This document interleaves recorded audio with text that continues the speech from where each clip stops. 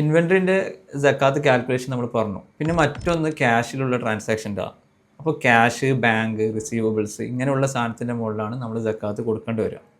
Inventory as on date ഒരു ഡേറ്റിലാണെങ്കിൽ business start ചെയ്തിട്ട് 1 year ആണെങ്കിൽ ക്യാഷ് എന്ന് പറയുന്നത് ഒരു വർഷം നമ്മൾ ക്യാഷ് ക്യാരി ചെയ്തിട്ടുണ്ടെങ്കിലാണ് അവിടെ സക്കാത്ത് വരുന്നത്. അപ്പോൾ ഇന്നത്തെ സാഹചര്യത്തിൽ അത്രയും മൾട്ടിപ്പിൾ ട്രാൻസാക്ഷൻ ഉള്ളവരും കാൽക്കുലേറ്റ് ചെയ്യുക എന്ന് പറയുന്നത് വലിയ ബുദ്ധിമുട്ടാണ്. എങ്കിലും നമുക്കൊരു അറ്റംപ്റ്റ് എന്ത് ചെയ്യാം, നടത്തി നോക്കാം. ഫോർ എക്സാമ്പിളിന് നമ്മളിവിടെ ഇതിപ്പോൾ റിസീവബിൾസിൻ്റെ ലെഡ്ജർ ഉണ്ടാവും. അപ്പോൾ അതിൻ്റെ ഒരു റണ്ണിങ് ബാലൻസ് കാണാൻ പറ്റും. ഓരോ ദിവസം ക്ലോസിംഗ് ബാലൻസ് ഉണ്ടാവും.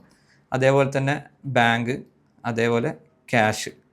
ഇതിൽ നമ്മൾ എന്തെന്ന് വെച്ച് കഴിഞ്ഞാൽ ആ ഡേറ്റും ആ ബാലൻസും മാത്രം നമ്മൾ വേറൊരു ക്യാഷ് 2025 എന്നുള്ള ഒരു ഷീറ്റിലിടുകയാണ്, ക്യാഷ് ആൻഡ് ക്യാഷ് ഇക്വലൻറ്റ്.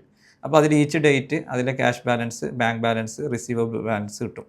അപ്പോൾ ഇവിടെ കാണാൻ പറ്റും ഇപ്പോൾ 3-ാം തീയതി തന്നെ കുറേ മൾട്ടിപ്പിൾ ട്രാൻസാക്ഷൻ വരും. അപ്പോൾ അതിൽ ഒരു ബാലൻസ് മാത്രമേ എന്തുണ്ടുള്ളൂ, നമ്മളെ റണ്ണിങ് ബാലൻസ് ആയിട്ട് വരണ്ടുള്ളൂ. അപ്പോൾ ഈ 3 എടുക്കും.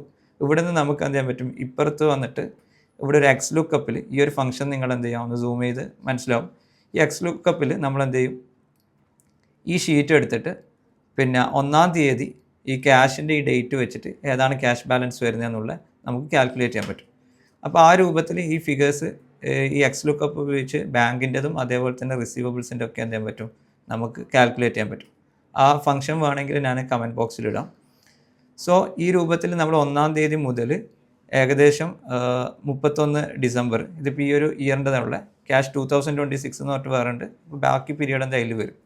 അപ്പോൾ അതിൽ നിന്ന് നമ്മൾ എന്ത് ചെയ്യുന്നത് വെച്ച് കഴിഞ്ഞാൽ ഫിൽറ്റർ ഉപയോഗിച്ചിട്ട് നമുക്ക് എന്ത് ചെയ്യാൻ പറ്റും, ഈ ടോട്ടൽ ബാലൻസിൽ നിന്ന് പിന്നെ നമ്പർ ഫിൽറ്റർ യൂസ് ചെയ്ത് കഴിഞ്ഞാൽ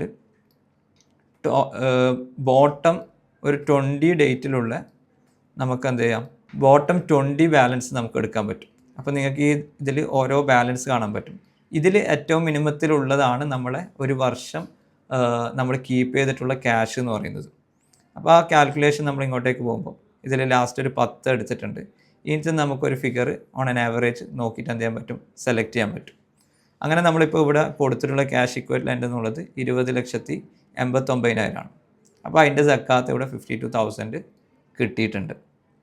അപ്പോൾ ഈ രൂപത്തിലാണ് ഒന്ന് ക്യാഷിനെ നമുക്ക് കാൽക്കുലേറ്റ് ചെയ്യാൻ പറ്റുന്നത്. ഈ ഒരു വർഷം നിങ്ങൾ കൃത്യമായി ഹോൾഡ് ചെയ്യാന്ന് പറഞ്ഞാൽ ഏറ്റവും മിനിമം ബാലൻസ് ആണ് എന്നുള്ള ഒരു കൺസിഡറേഷനിലാണ് ഈ കാൽക്കുലേഷൻ ഇപ്പോൾ ചെയ്തിട്ടുള്ളത്. സോ എന്തായാലും നിങ്ങൾ സക്കാത്ത് കാൽക്കുലേറ്റ് ചെയ്യുമ്പോൾ കൃത്യമായിട്ടൊരു ഫിഖി പണ്ഡിതൻ്റെ ഇൻസ്ട്രക്ഷൻസ് വാങ്ങുക. അപ്പോൾ ഈ ഇൻഫോയും കൂടി നിങ്ങൾക്ക് എന്ത് ചെയ്യാൻ പറ്റും, കാൽക്കുലേറ്റ് ചെയ്യാൻ വേണ്ടിയിട്ട് ഉപയോഗിക്കാൻ പറ്റും.